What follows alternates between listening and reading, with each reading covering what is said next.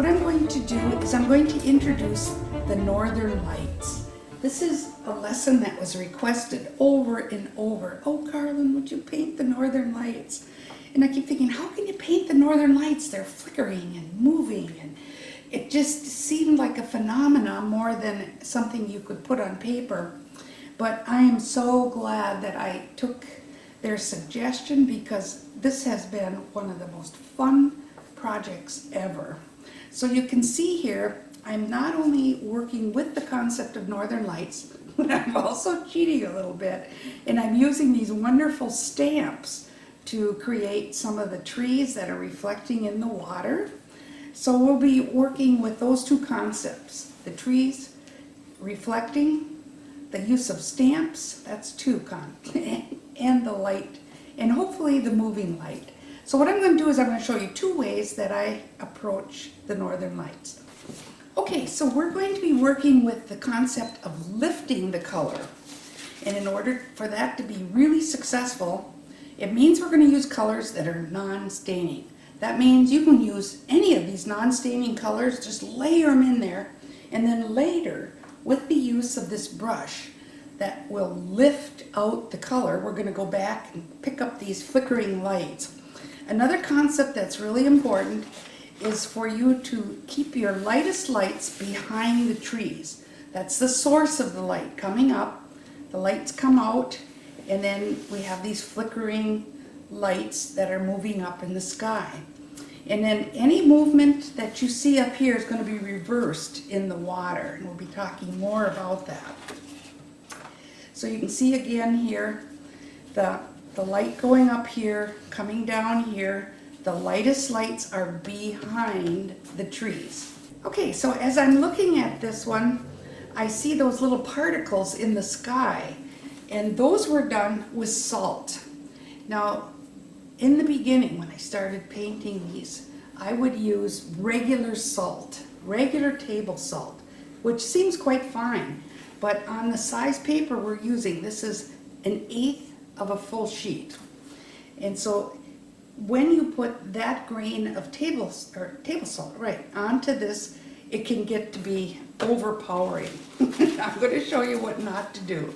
Here, I think, is a perfect example of what not to do. I don't mind it in the water, because water is moving and has a lot of lights, but I think it just took over the sky.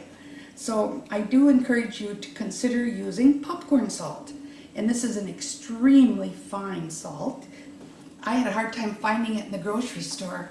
So after looking through all the salts, it wasn't there. I went to the popcorn section and it was there. So you might have to do the same. And here you can see we have the overdone table salt again. And if you like that, it's not a problem. It's just that I personally think it's too much. And so now we're going to move on to some of the cooler colors. I think this is kind of fun. We're looking now at mostly blues. This is almost every blue on my palette.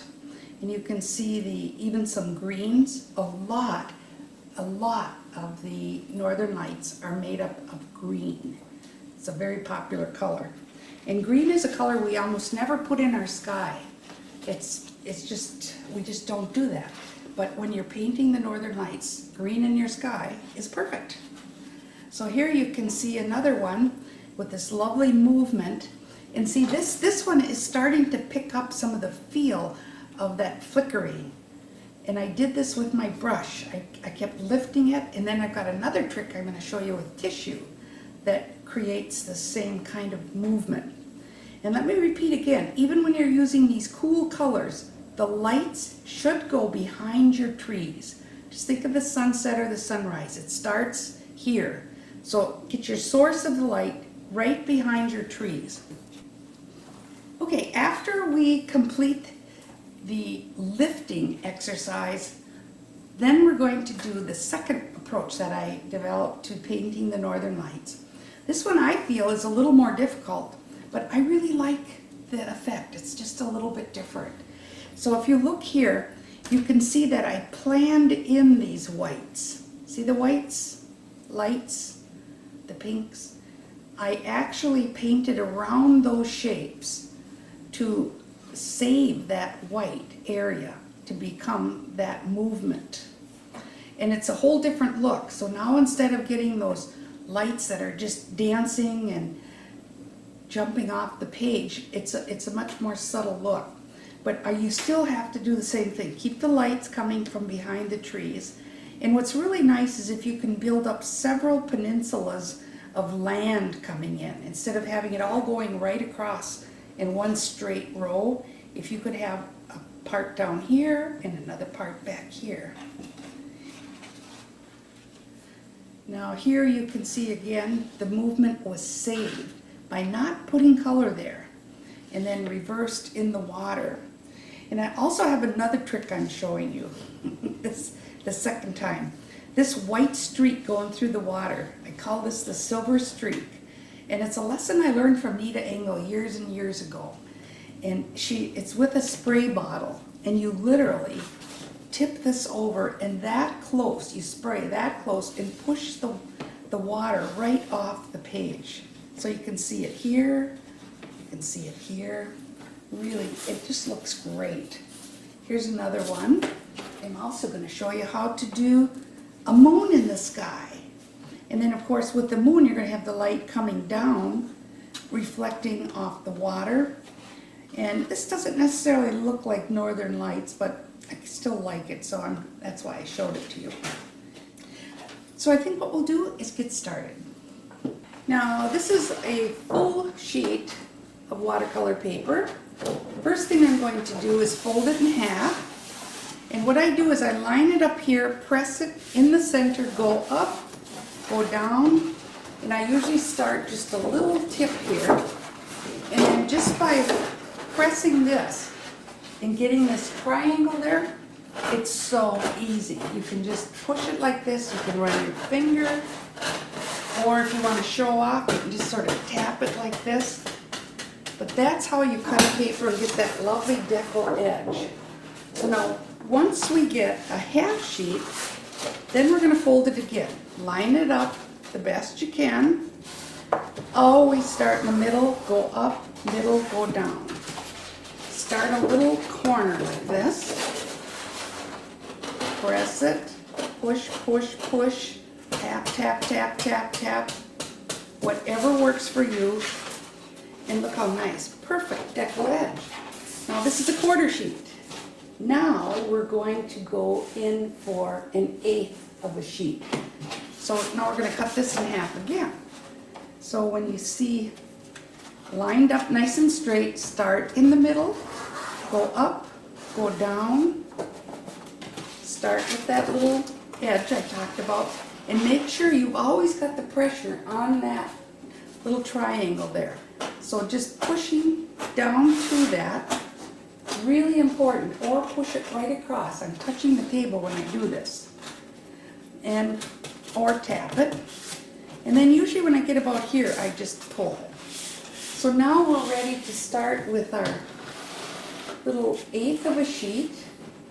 We're going to get out our lovely stamps here. Oh, I'm so excited. I love this lesson. And then I've even got some more stamps over here I'm going to move in. Move over just a little bit so you can see these bad boys.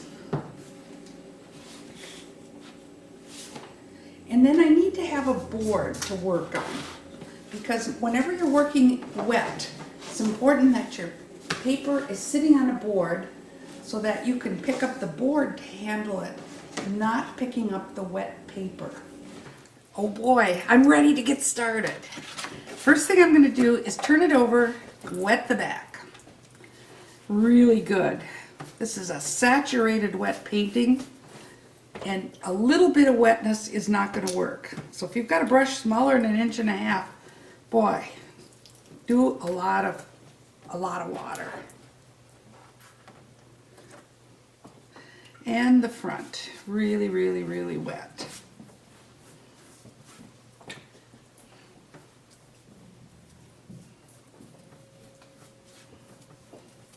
Up and down, back and forth. I would do it even one more time. Up and down, back and forth. Now I'm going to switch to my next size brush. One of the first things I want to do is think about how I'm going to divide up the paper. And what I want to do is I want to start this not exactly in the middle, but fairly close to it. And I also want to use colors that are non-staining. Of all the colors on my palette, there are only a couple colors that are staining. And one of them is Windsor Yellow that I just put down. The other is Alizarin Crimson, Phthalo Green, and Windsor Orange. So I am going to I'm going to switch over to my Areolan Yellow. And the first thing I'm going to do is I'm going to think about the source of the light coming up from down here at the horizon line. If it goes up in a shape like this, it's going to go down in a shape like that in the water. So this is going to be water, sky. And I do want that light coming up all the way across my horizon here. And then I'm going to go into the next color. I think I'll do a little Quin Gold. This is a beautiful golden color, as you know. So I'm going to put that in here on either side of my bright yellow. Same thing, anytime I'm reflecting in the water, don't go any further than that, and try to get almost the same angle in reverse. So there we go. Now I'm going to switch over to my Quin Coral. This is a beautiful warm color. And I'm going to start pulling this up next to the gold. And again, when it comes down here, a reverse here. So you want it to look like a mirror image. And I'm going to start pulling up a little more here. Now I'm going to switch to my Permanent Rose. And you can see it's just a little bit pinker. So I'm going to put that next to my coral. And you always activate the color on your palette. And we'll put some over here too. Now I'm going to start moving into the next color on my palette. This is just like the rainbow. All these colors are just like the rainbow. So now we're in the magenta, right next to my pink. Now down here, starting to run out of room in my water, but it's going to work. Now I'm going to skip over here to, this happens to be French Ultramarine Blue. It's kind of a dark blue. I'm going to use that closer to the top. It's kind of a nice purpley blue. And I'm also going to use some manganese blue. I love this color. Oh, it makes the most beautiful greens. And see, there's a lot of green in these northern lights. So I'm going to put this color next to the yellow, so it's going to start turning green. Pull a little bit down here. A little more manganese up here. This is a nice color. It granulates. It's really quite nice. And now the last color I'm going to use is going to be indigo. This is a very dark, and if we're trying to paint the night sky, so we're going to have to start getting this really dark color in. So indigo, color that I didn't use for years and years. Now I absolutely love it. Thanks to those Halifax ladies. They turned me on to that color. So here we go. We'll just suggest a little bit of that color down here. Now we want to clean our brush really, really well. And I'm going to get some tissue papers handy here, because this is going to be done, all of these wonderful shapes that we see here are going to be done by lifting. So we need to have a brush that has lifting qualities. This is a flat brush, a 1-inch flat brush, and it's going to lift the color. So you clean the brush, shake it out really good, and almost wipe it dry so that it's thirsty. And what we're going to do is start here lifting out the movement that we see. And you actually see this in the sky. Of course, they're really moving, but we're going to try to capture that feel. So I used all colors that are non-staining, colors that I know are going to lift. So I'm going to lift away the color here, follow it up into the sky here. Yes. And I want to keep my lightest lights behind the trees on that tree line. So I'm going to lift them back, back. We're going to go through a lot of tissue, wipe it almost dry, start here at your horizon, lift that color up, lift it down into the water, into the reflection, lift it up, and in this case I'm going to swing it around too.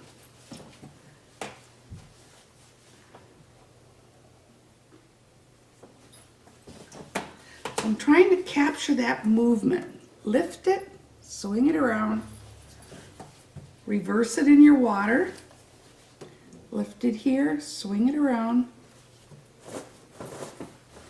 Now the good news is, all the while we're lifting, we're actually drying the paper a little bit. So it's setting the stage for the stamping. This is pretty exciting. Oh yeah. So now we're getting this dry enough that we can think about our stamping. Now I really want to lift a lot more out of the sky, going all the way up.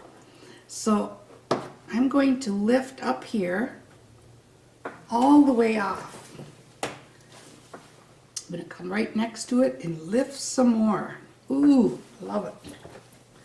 See, we're out of range here with the bottom of the water, so I don't have to worry about the water anymore. But I do want to get this lovely lift going right out of the top. And down here. Now I have another trick I can show you. This is really fun. I can take the tissue, and just simply fold it.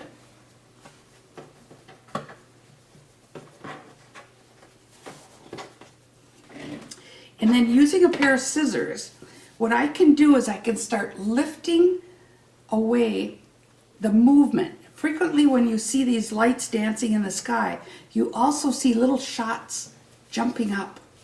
So I'm just going to do that right now. I'm going to put this here and just lift it up. And then I'm going to turn it over, put it here, lift it up. Oh yeah, this is working. Then I just cut that off. I can lift it a little thinner if I want.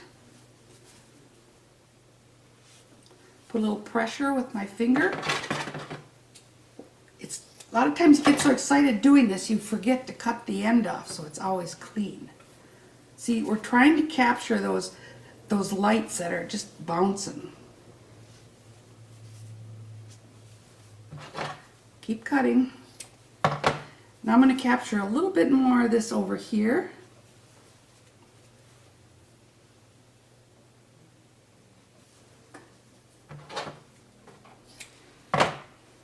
I'm going to limit myself. When I run out of tissue, I got to stop.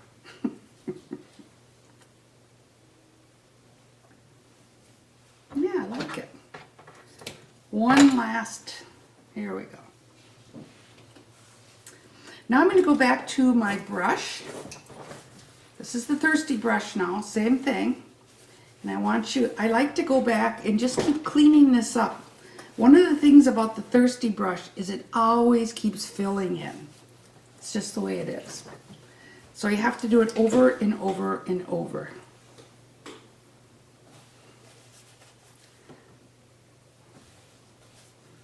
And we can go all the way back to the white of the paper, which is really amazing. And the only reason we can do that is because we're using non-staining colors. So keep that in mind. Non-staining colors, very important. Okay, now this is just perfect for doing our stamping. So using a flat brush, I prefer a 1/2 inch flat. And I'm going to start this, I like to start with this little stamp with a number of trees. And what I'm going to do is I'm going to use a combination of 3 colors. Quinacridone gold, and I just hold it real flat like this, right across. Then without cleaning my brush, I go right into the quinacridone burnt orange. And all I'm going to do to keep these moist is a little spray like this. So now I've got just enough water there to moisten this. And now I'm going to use French ultramarine, a triad of a yellow, red, blue. And I don't know how much each is on here, and I don't care. This is the whole idea. So now I'm going to have a peninsula sticking out here and another one back here. So this is the one closest to us. And this is going to be the water. All right. Now I need to wash my brush out. I'm going to do another stamp, starting with the gold, going directly into the orange, and directly into the French ultramarine blue. And one of the things, see, I've already forgotten, but this reminded me, always start with your water, because that's the wettest, and then the part that's the landform. And as soon as we do this, we want to start lifting out these shapes in the water. So using my brush, this is another form of the thirsty brush, we're going to lift these out. And I need to do just a little bit of spray because, boy, this is drying today.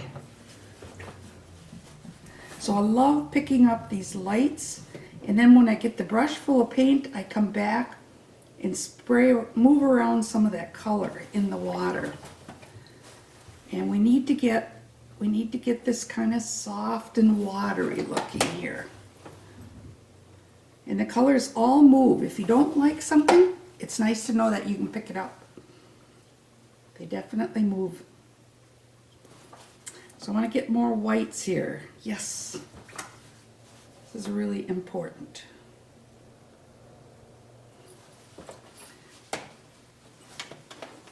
Now another thing that's really important is your popcorn salt. This is a very fine salt. I'm not using regular salt. Don't even think about using kosher salt. So this is a very, very fine salt. It's perfect. Okay, now I did expect this to be even a little bit wetter, so this is unusual. I get to actually wet my paper. So this time I'm going to do some more background colors with this. Now it's a little bit wet. Be careful that you're not too wet. You want to shake off most of the water so that you have just a little bit of water. You don't want too much. You want to put it on quite dry. Now the red. Now the blue. And this time I'm going to take off some of the color here at the bottom. And I'm going to stamp this in the distance. This is going to be another peninsula sticking out. And of course those would be reflecting in the water. I'll put a little more blue on this.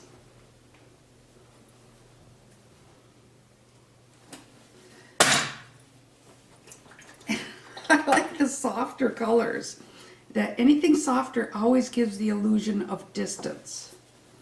And of course we're still going to have to move that into lines. Wiggle it around a little bit. The water's always moving. Even down here we can pick up water lines and transfer it back. Oh, and I can see the salt starting to work. Oh, this is exciting. Okay, now I'm ready to try some new trees. This is a cool stamp. I'm probably not going to make trees that big, but look at this. I can do either 3 trees that size, or I can do 2 trees, or I can do 1 tree. So I love the versatility of this stamp. So I'm probably going to do 3 trees, about that deep. Now the orange, and now French ultramarine blue. I think I'll just go a little bit deeper this time with the blue. A little bit more blue. I want it a little bit darker. And I'm going to stamp, oops, I almost forgot. I got to do the water first. And then above. Oh, great. This is great. Now, first thing I need to do is to lift out the whites. This is so important. Keep those whites going. Wiggle them around. When you pick up that color, transfer it to other parts. Oh yeah, I like what's happening here. Okay, in your kit, you're going to find this little green or red razor blade, and it's plastic. You can't even get hurt. So using this, I think this would be a great place to have a birch tree. So look what I'm going to do. I'm going to lift out a birch tree right here. And of course that's going to come at an angle in the water. So be very careful when you're scraping that you don't push too hard. I'm just lifting a little bit of the color and skipping those white shapes. And so now we have this tree coming up.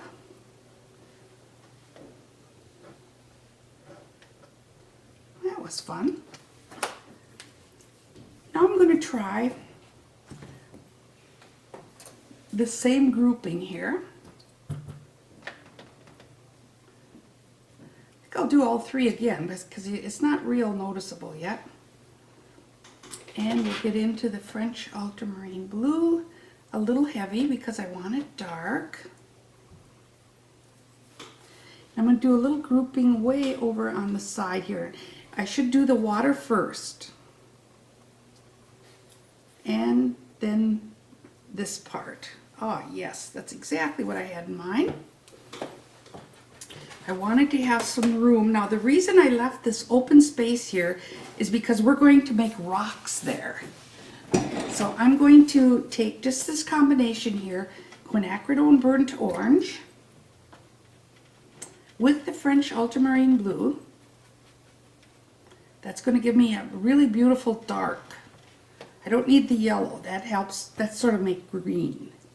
And so I'm thinking now about a rock shape. And so you can see this a little better. I'm going to move it in a little closer. Good. So you can see how wet it is. The color is still spreading. And these are like piles of rock. It's kind of brown. I'm going to put a little more blue in it. Make it a little darker. We'll have a few rocks here coming out into the water.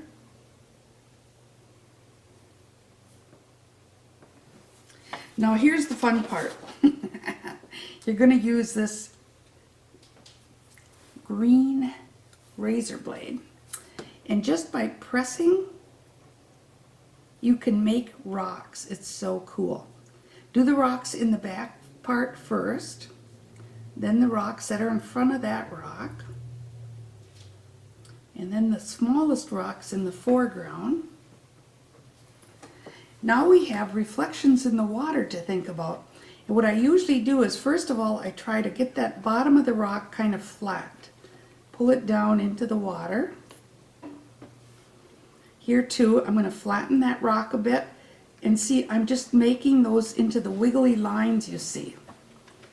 Flatten it here. Pick up the color and move it in the water. Flatten it here and move those reflections in the water. How fun was that? Wow. I might even pick up a little more of that light, like a reflection. Wiggle it a bit, pick up a little more of that light.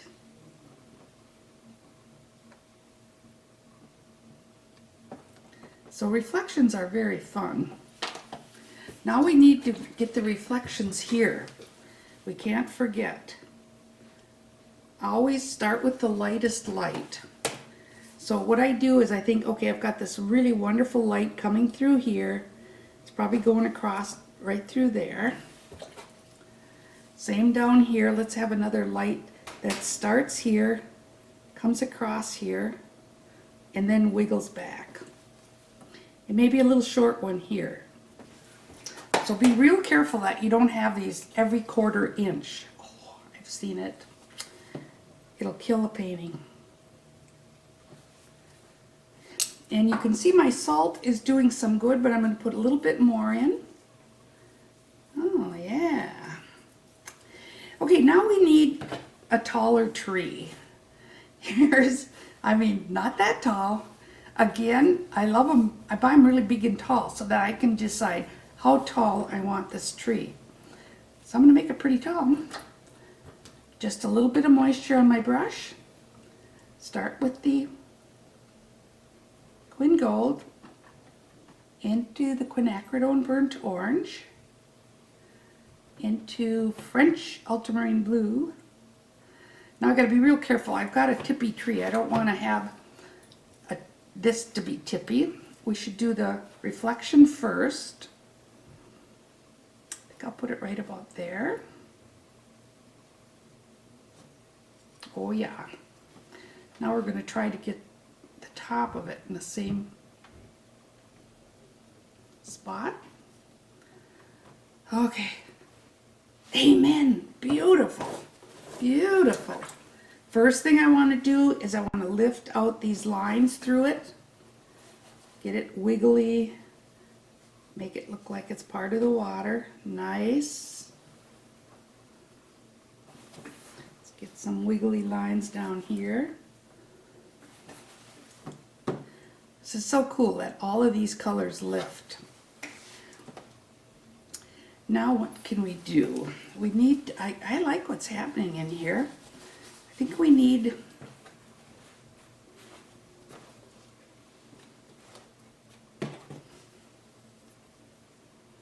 that might be cool. Let's give it a try. So this is a new stamp that I just got. And it has, it's more or less a foreground stamp.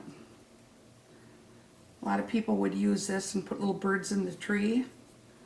We're going to make it into a little distant tree here. I don't know, let's see how this works. It's going to work for the reflection, so that's good. So we'll put it right about here. Stamp the water first. Okay, oh no, it isn't going to work. It's going to, how am I going to do that? Well, I gotta get that angle going. I think I'm just gonna have to take a brush. Imagine that. I'm gonna put paint on the end of my brush and just paint it. Of course, I'm gonna use the same 3 colors. I can see it's extra brown, so I'm gonna put a little extra brown in here because I have to have this tree coming up at this angle. And this one, see, that one's got to go this direction, and this one kind of like this, and that one be going that way. Well, that wasn't the best idea, but that's okay. I know we can make it work. So I'm going to come back now and work on my rocks a little bit and pick that up in the water.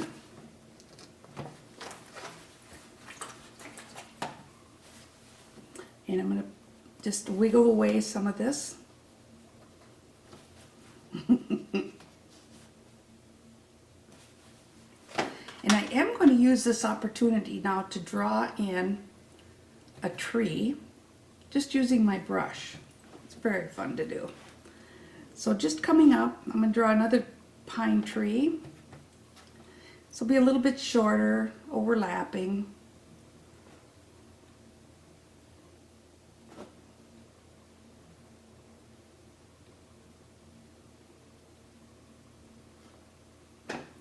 Needs to be darker.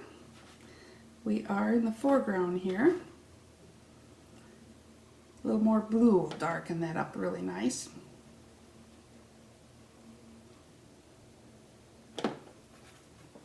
And I always like to do a few skeleton trees too. Just a few of these little skinny rascals in the distance.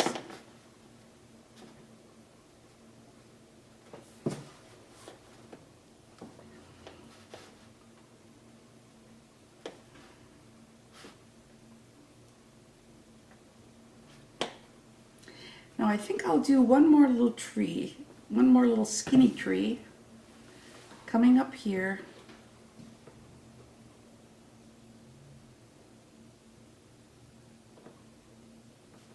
And maybe a few grasses in the water.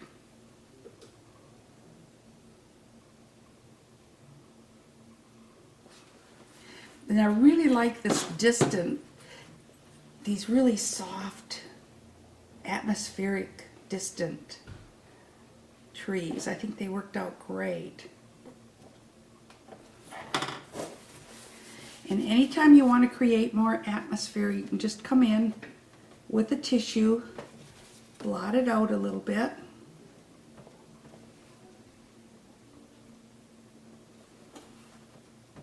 It's pretty dry, it's not going to lift very much, but I actually like what's happening here. That's good.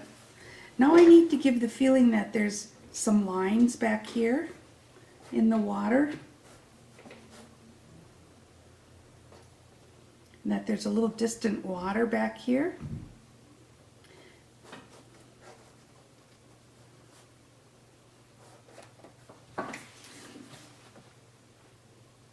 Now, one of the things that's really nice, we've created a distant shoreline.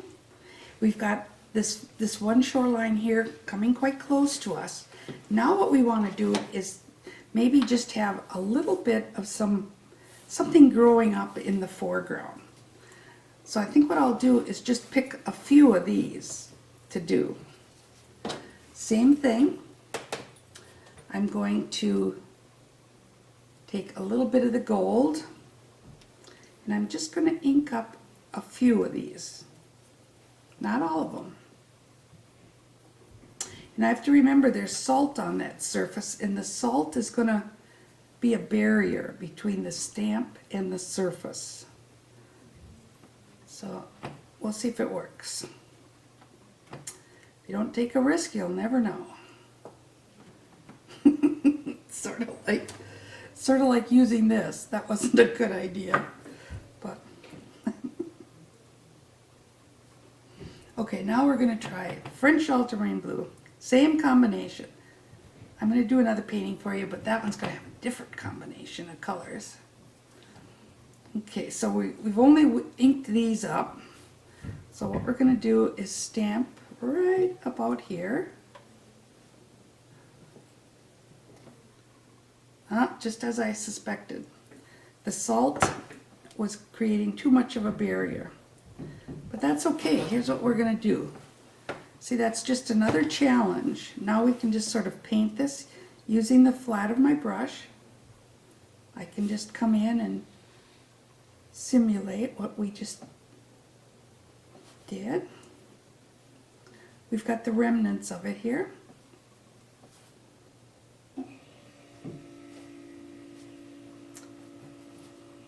I'm going to take it right off the bottom of the page. I almost like it better when I do it myself. But see, I'm always trying to talk you into buying something, so.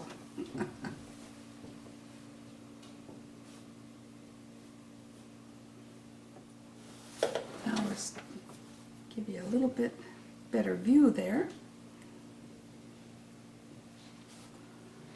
So that's enough, I think, to give us the feeling that there's a few lovely weeds growing up from the bottom.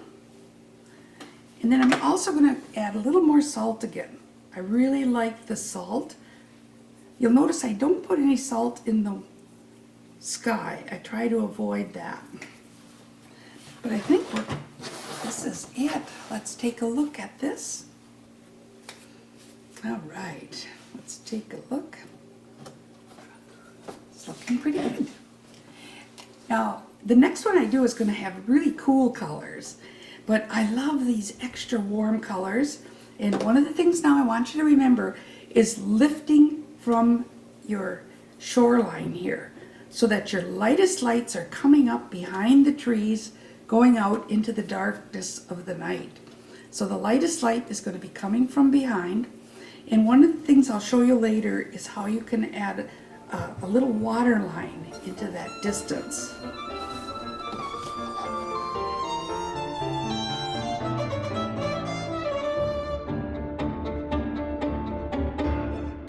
we're ready to start our second Northern Lights. This time, no lifting, don't have to worry about staining, non-staining. You can use any color you like because we're gonna save the area where the whites are. I really like this look, but it is a little more difficult. Like here, we lifted these out. Here, we plan those in. So, two approaches. Find out which one works best for you. Now make sure you're on the front of the paper. The bumpy side is the back. The smooth side is the front. Okay, that's the smooth side, wouldn't you know? And I got a little extra. I'll put it on this way. And as soon as I determine the front of the paper, I turn it over and wet the back. And this, we're doing a very saturated wet, so don't be afraid to really wet it down. I mean, really wet it. Get out your biggest brush. And I like working on a plastic surface if you have it. Keeps it wet longer. And see, look at that. We can just get rid of those colors. They'll never know. Now that's the first time I wet it. Here's the second time. I'm going the other direction. Here's the third time. So we're really, really, really wet now. And I'm just gonna mop up a little bit of this on the edges. There. Now I've decided to work with really cool colors this time. So I'm going to start with maybe a little hint of pink. Just a little. So the first thing I'm going to do is put just a little bit of pink up near the horizon, closer to the sun. Just a little hint. I'm going to do water again. So something straight reflects straight. Something at an angle reflects the reverse. And that's probably enough for the worm. I'm going to start with almost every blue on my palette. So this is manganese. And this time I'm going to save the white shape. And believe me, this is not an easy task. So I'm going to come around and go off the page.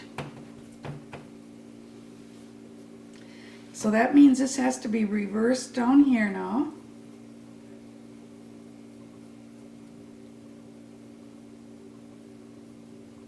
Sorta. Doesn't have to be perfect. And then I'm going to have this color coming around here too.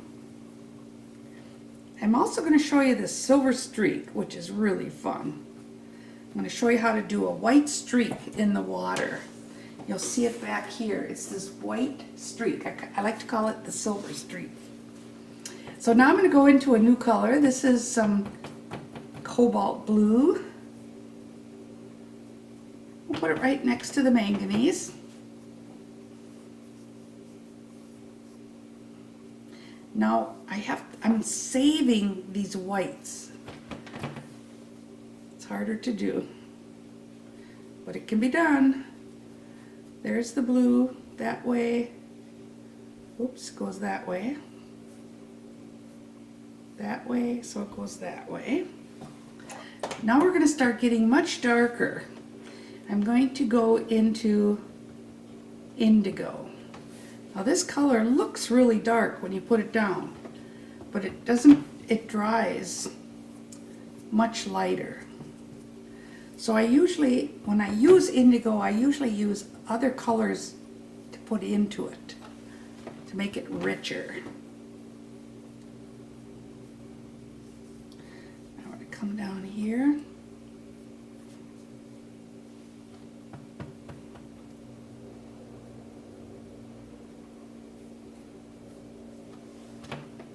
It is a pretty color though. Ooh. Now this is really starting to feel more like nighttime. I like this. We're going to push it, push it, push it. I want it to feel like nighttime. So now I'm going to put some French ultramarine in with that indigo. There. Now I like it even better. So it just makes it a little bit richer color. Indigo can kind of die.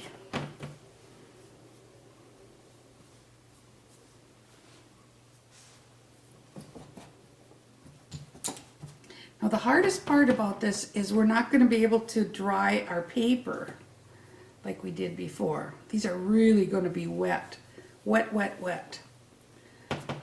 Increasing, I'm making it even wetter now by adding more paint. But I can't help it. I like this color.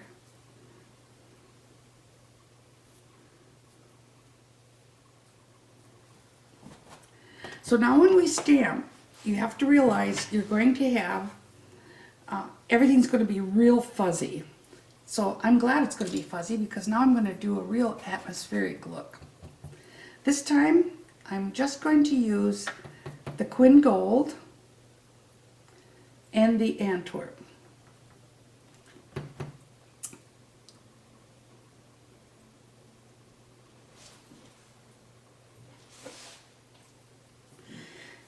Oh, start in the water, and then up here, and then I'm going to do some way in the distance here. You can see how wet, oh man, is it wet. I might even just stamp right into that.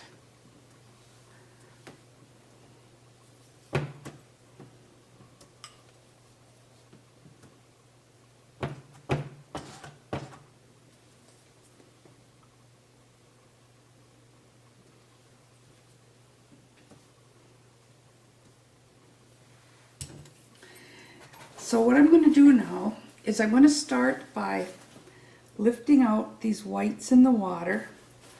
I always worry about those. I want to get them established right away. So we're going to lift out, start with the white, lift out the shapes. Start with the white, lift out some more shapes here. And then as we pick up color, then we're going to transfer it. So pick up the color here, transfer it here. Yeah, nice. And usually at this stage I start putting in a little salt, but only in my water.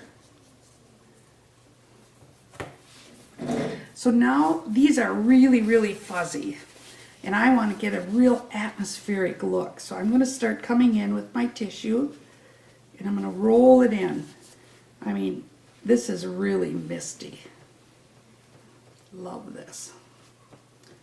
Probably my favorite way to paint.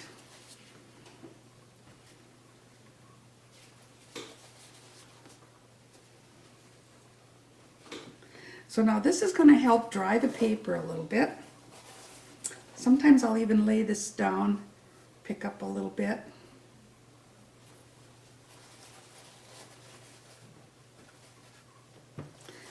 Now our paper is going to be a little drier. So the next time we stamp, it's going to give us a much clearer image. Again, using our flat 1/2-inch brush, get rid of most of that moisture. Start with just your Quin Gold and your indigo. Ah, wrong one, indigo.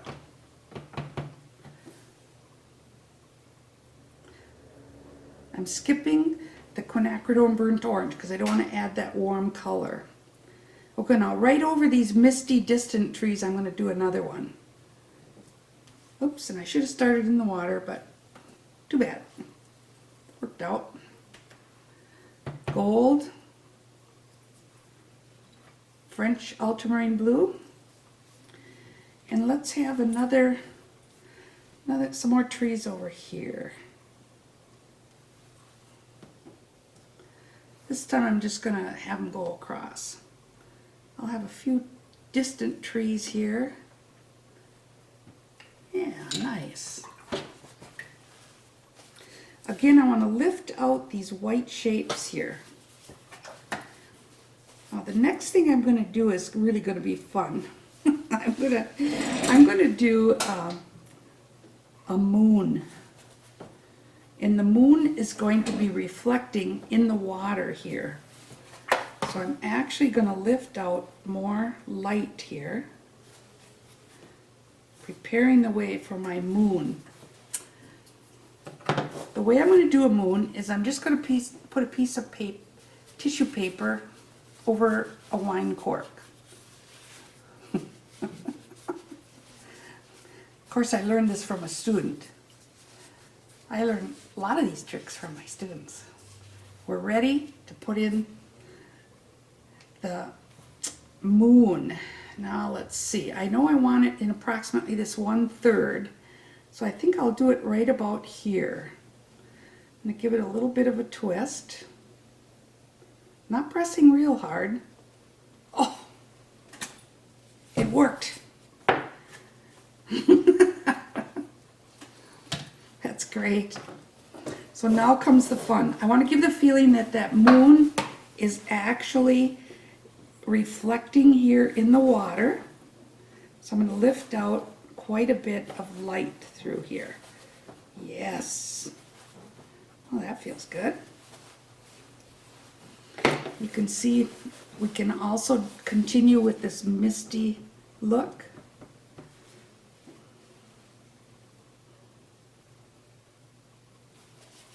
Lifting out a little more, a little more. Now I'm ready to add some more trees. Here's a stamp I haven't used. These I call the skeleton trees. I'm just going to ink up the 2 trees. I very seldom ink up the whole thing. So we have, first of all, our quinacridone gold. And I need to just spray that in the indigo, because you don't want that much moisture. You just want a little bit. So there. And you'll notice these all have like a land. I skip that part. I don't ink that up. Now the French, oh, see, I already forgot. The indigo. And indigo activates very quickly. Be very careful. So now we have our indigo. So this is going to be fun. We'll get our skeleton trees. And in the water. And see, as soon as you get that salt in the water, it doesn't stamp that well, and that's intentional. See that? I would have had a tall tree here and a short tree here. So I like it better like this. You can hardly tell.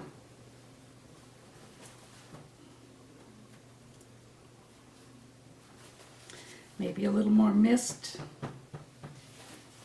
I think we need a tall tree again. Let's do our tall tree. First the gold. Then, did it again. Then the indigo. Water first. I'm thinking about in here.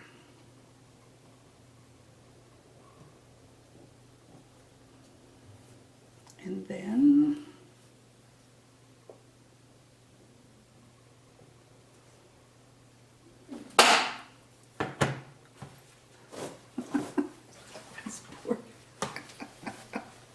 first thing I'm going to do is pick up the whites in the water. Pick up the whites, wiggle them around a bit.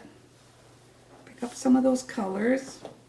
I always like to start with the white area, lift out the white, and then pick up the color and move it around. We need a few colors over here. Oh yeah. That's good. And I guess we'll just do that little rock trick one more time. So this time, again, I'm only going to use the gold and the indigo.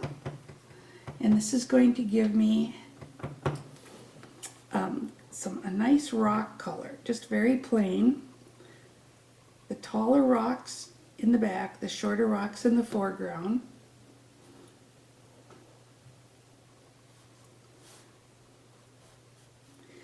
Now, I don't worry about the reflections at this point. First thing I do is start with the rocks in the back and just make that shape. Then a rock in the front. And I let that go right into the water. I don't even worry about it. And then a rock in front of the rock. here.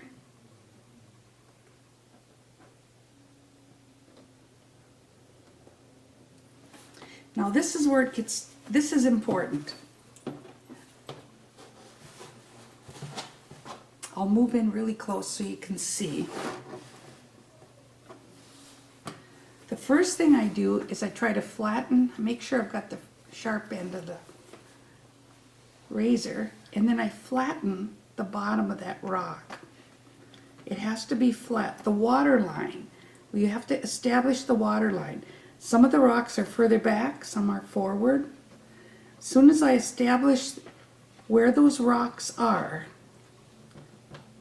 and establish the water line, then I just run the razor like this and I pick up those lovely reflections. And if I don't have enough color on my razor, I'll just pick some up off my palette.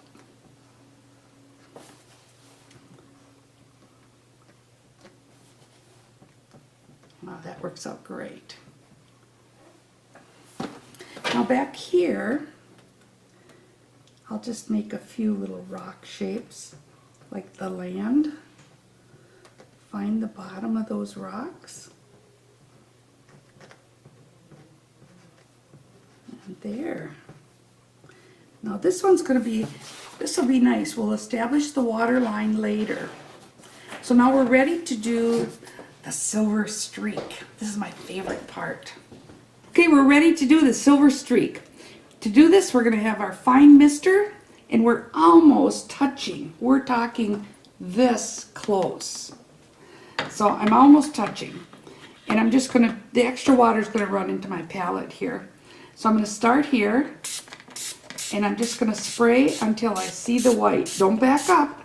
Straight, right close, close, close, all the way. I even have to lift it here. Oh, I love this. So now you just let that extra water run out. Beautiful. Isn't that fun? I love the silver streak. It really looks great, especially with this night sky. So now I'm going to come in, lift out more of these white shapes. See, I didn't lift any white shapes out down here, so now we got to do it. Start in the white, lift it, pull some of the color through these light shapes. Lift out a white, put a color into the white. Just complete reversals, back and forth. Now I still want to keep that feeling of the light coming through here. That light bouncing off the water. Might even lift a little more up here. This is fun.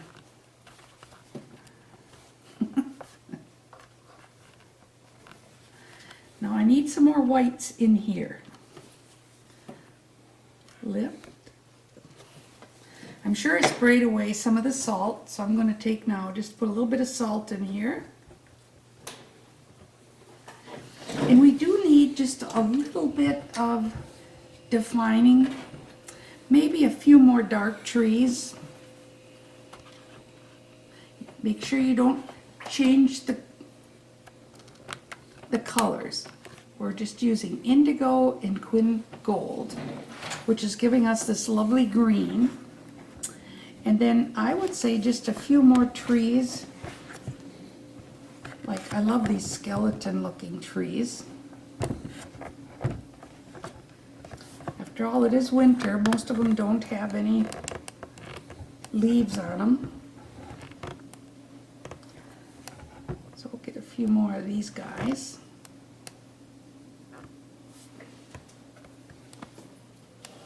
And maybe a little one sticking up over here.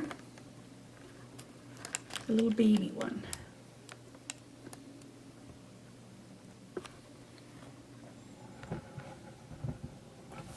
And I really love doing something that will take us across a little bit, so we can have a few grasses.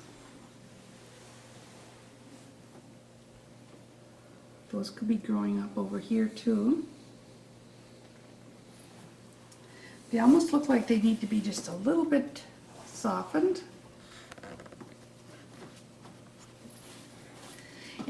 get really brave. I'm going to put, in my light area, I'm going to put a little bit of salt going through these trees.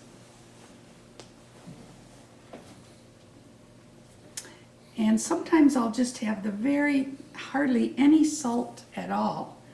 And I'll just throw a little stars in the sky. Let's take a look at this in our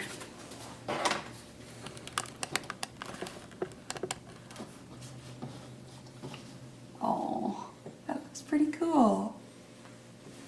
That was really fun, moon and all. I am delighted. Happy painting. Well, very often when you're doing these, you need to do just a little bit of tweaking at the end. And you can see that I came in and added a few little birds. I do like that little touch. And right now we don't get the feeling of the distant horizon. So here's a really easy solution. First of all, this is a sheet of acetate. You'll have one of these in your little box. And what you can do is determine exactly where that horizon would be. And then of course horizons have to be exactly level. So you can see I'm lining this sheet up with the edge of the paper. And then what I'm going to do is just take a brand new piece of Mr. Clean Magic Eraser. And I'm just going to take this little piece and using clean water, I'm going to squeeze it and squeeze it again. And believe it or not, I'm wiping it on my pants right now because you want to get that extra moisture out of here. And then after you've got this perfectly lined up, what you do is you come from the acetate into the picture. And look at that, in just a matter of a few seconds. Isn't that beautiful? We've established that horizon line, but don't forget now, it would also be over here. So I'm just going to do just the essence of a little bit. Look how nice that is. In fact, let's move in a little closer so you can see it. So I'm just going to always work from the acetate into your picture. If you do it this way, you could be pushing moisture. And then this horizon line would also be all the way over here. So just a little bit here. Wow, did that make a difference?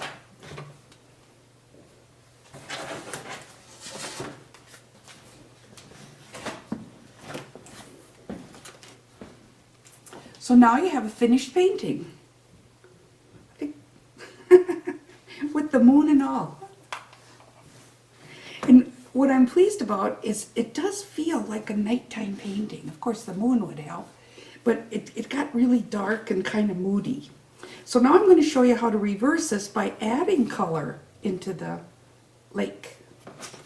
Now, first thing I'm going to do is measure, because horizons cannot be tilted. They got to be right on. So I've determined that the horizon line needs to be right back here, and I'm going to measure that, and it's exactly 4 1/4. So I'm going to give myself just a little mark here, and then over here 4 1/4, just a little mark.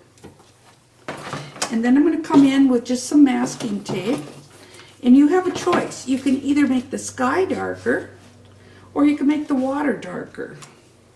And I think in this case I'm going to make the water darker. So just putting down my masking tape, lining it up with my measured there. Oh yeah. Believe me, I've done this lots of times. I didn't take the time to measure. Not a good idea. Now, in order to get a really, this is just that artist tape which doesn't hold the color that well, so you do have to burnish it. So just take the edge of something firm, a spoon, credit card, and just give that an extra press right on that edge. Now I'm going to take colors that relate to the picture. I'm not going to make blue water.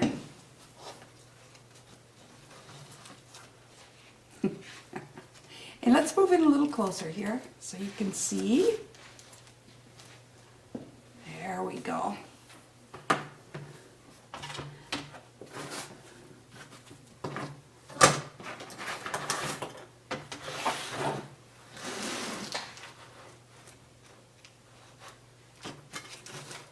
So I'm actually going to use colors that are in the picture, and I don't want to have too bright of a red because we're painting distance. This is a far distant shoreline.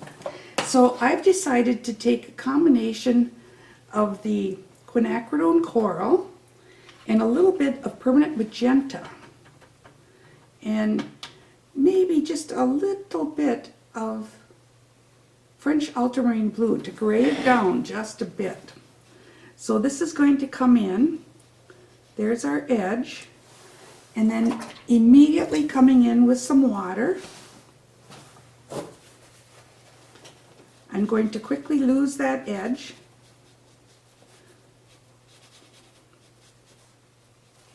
Same thing over here. I'm just going to paint that edge right up to the edge of the shore here. Clean my brush. Come in immediately with a damp brush. Just a little hint of that color coming forward. And then of course we have to show the shoreline over here too. Ta-da! Now I'm going to need a drum roll. Always pull this away from you, away from the edge you just painted. Ah, there it is. Nice. Okay, so now let's take a look at that.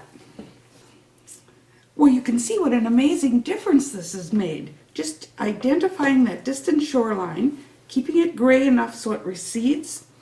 And I think looking at this now and doing my final evaluation, I think the only thing I would do is probably a little more hint of a land base here on these trees because they look like they're floating a little bit.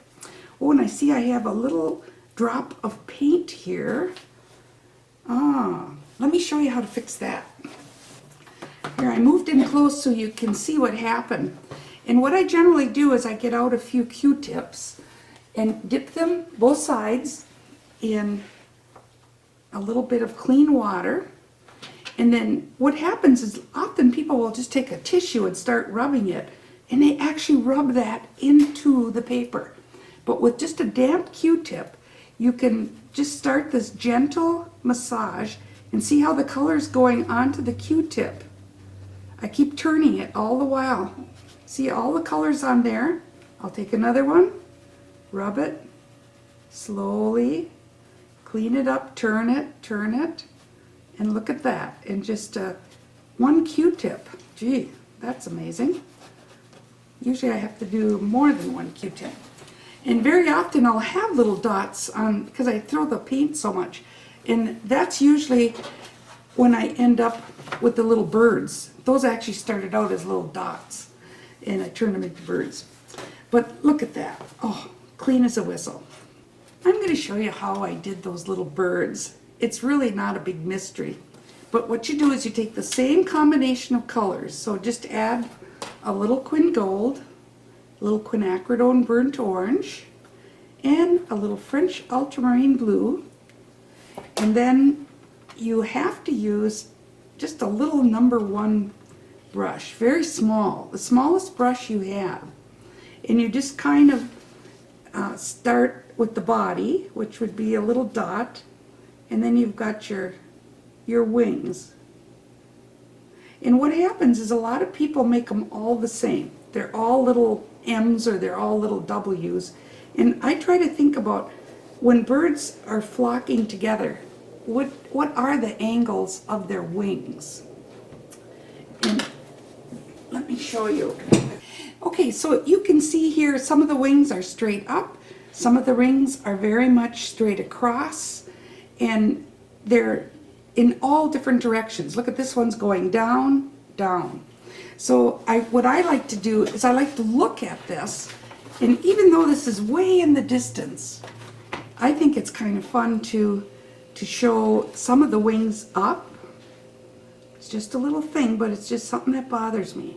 So now we have the wings in an up position, and then I'm going to do one over here that has the wings pretty much straight across. And then maybe we'll do another one over here, a little bit higher, with the wings coming out and going down. And this one's close and coming down this way. So it's kind of important, I think, to think about this. And then try to have a few close together.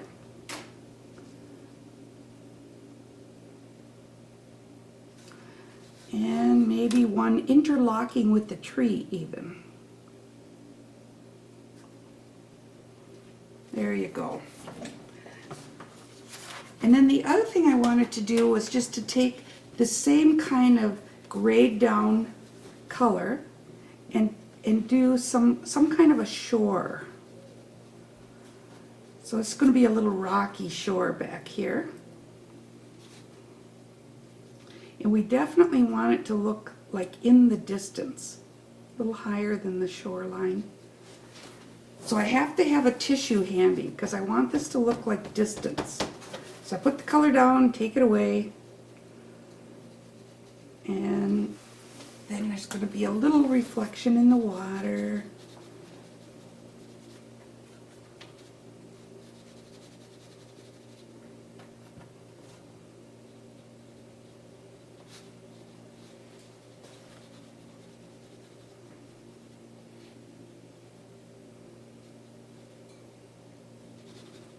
We'll blend them into the trees a little bit.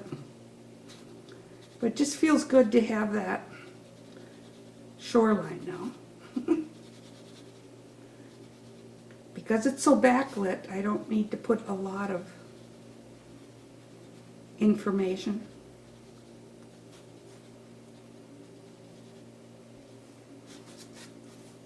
There we go. Maybe one more.